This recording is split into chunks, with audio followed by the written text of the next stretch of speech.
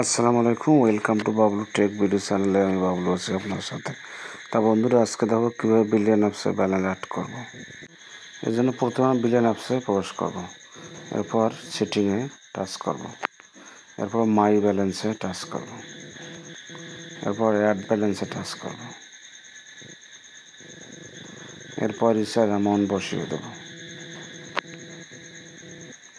Recharge amount বসিয়ে দিয়ে রিচার্জে click করব।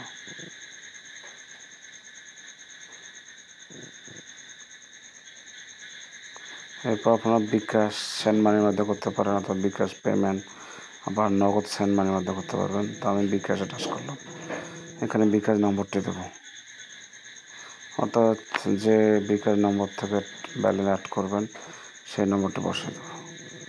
নম্বর বসে দেওয়ার পর কনফার্ম করব, এরপর একটা ভেরিফিকেশান কোড আসবে, এখানে বসে দেবো। ভেরিফিকেশান কোড বসে দেওয়ার পর বিকাশের পিন নম্বরটি দেবো।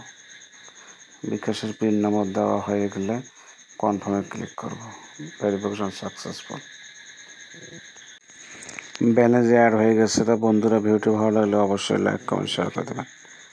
ধন্যবাদ সকলকে।